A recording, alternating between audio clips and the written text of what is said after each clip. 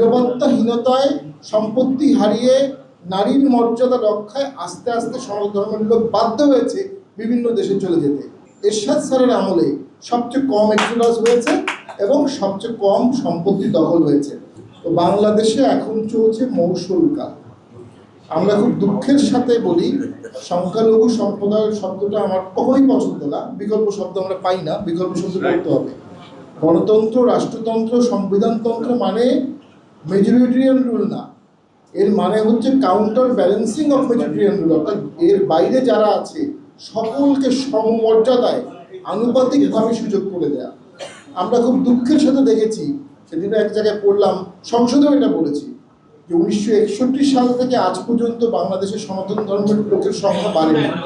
1961 সালে যা ছিল এখনো তাই আছে। মানে এখানে একটা নীরবে নিবৃত্তি এক্সোডাস হয়ে গেছে। নিরাপত্তাহীনতায় সম্পত্তি হারিয়ে নারীর মর্যাদা রক্ষায় আস্তে আস্তে সনাতন ধর্মের লোক বাধ্য হয়েছে বিভিন্ন দেশে চলে যেতে। রাষ্ট্রীয় ব্যর্থতা, চরম ব্যর্থতা। তবে এটিও বলবো, যদি গবেষণা করা যায় দেখা যাবে এরশাদ স্যারের আমলে সবচেয়ে কম এক্সোডাস হয়েছে এবং সবচেয়ে কম সম্পত্তি দখল হয়েছে। জন্মাষ্টমীর ছুটি এরশাদ স্যার দিয়েছিলেন। আমরা মনে করি জাতীয় পার্টি আপনাদেরকে নিরাপত্তা দিয়েছে, দিবে, মর্যাদা দেবে। ৭১ মানে কি? ৭১ মানে মর্যাদা, নাগরিক মর্যাদা, কোনো ট্যাগিং না যে অমুক অমুকের দোসর, অমুক অমুকের দালাল। আজকে দেশটা ভাগ করে ফেলা হচ্ছে, কাউকে দোসর, কাউকে দালাল, কে কাকে ভোট দেবে এই প্রেডিকশন করে কিছু মানুষকে রাষ্ট্রের মালিকানা থেকে সরিয়ে দেওয়ার অপচেষ্টা হচ্ছে। এই অপচেষ্টার বিরুদ্ধে প্রথম প্রতিবাদ করেছে সক্রিয়ভাবে আমাদের চেয়ারম্যান জি এম কাদের স্যার। আমরা মনে করি আজকে এদেশের নিপীড়িত মানুষ, নির্যাতিত মানুষের আশার প্রতিভূ জনাব জি এম কাদের জাতীয় পার্টির চেয়ারম্যান, এবং জাতীয় পার্টি সক্রিয়ভাবে, ভিজিবলভাবে সকল অন্যায়ের প্রতিবাদ করছে। সংবিধানে সুস্পষ্টভাবে সকলের মর্যাদা বলা আছে, সমতার কথা বলা আছে, বৈষম্যহীন সমাজের কথা বলা আছে, কিন্তু আমরা সুস্পষ্টই জানি চাকরি বাকরি সম্পত্তি সব কিছুতে যদি আনুপাতিক প্রপোর্শন দেখা হয়, দেখা যাবে সংখ্যাগুরুর লঘুরা আনুপাতিকভাবে অনেক কম সম্পত্তি অধিকার করেছেন। অর্থাৎ এখানে একটা বৈষম্য আছে, চাকরি বাকরিতেও তাই। তো সেক্ষেত্রে কী করতে হবে?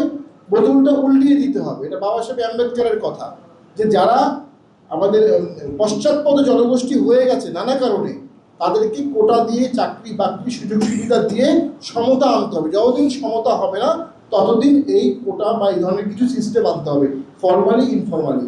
তো আমরা জাতীয় পার্টি সেক্ষেত্রে মনে করি সংখ্যালঘু কমিশনের জন্য আমাদের চেয়ারম্যান স্যার দাবি তুলেছিলেন, সেটা হয়নি। বিগত সরকারের আমলে যে ট্রাস্ট আইন হয়েছিল, এটার ভিতরে আমরা আইন পাশের সময়ও ছিলাম। ট্রাস্ট আইন হয়েছে, সেখানে খুব একটা বরাদ্দ দিয়ে যে ব্যাপক কাজ করেছে আমরা এমনটা দেখিনি। আমার ব্যক্তিগত রাজনৈতিক জীবনেও সনাতন ধর্মের লোকদের বিশেষ অবদান আছে।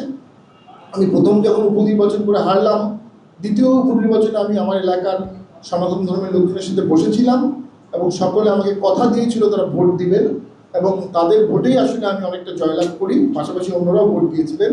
তাদের একটাই শর্ত ছিল যে আমাদের মন্দিরের বরাদ্দটা সরাসরি মন্দিরে দিবেন, অন্য কাউকে না। অর্থাৎ অন্য কাউকে দিলে সেই বরাদ্দটা যথাযথভাবে তাদের মন্দিরে দেওয়া হয় না। আমি সেটা করেছিলাম।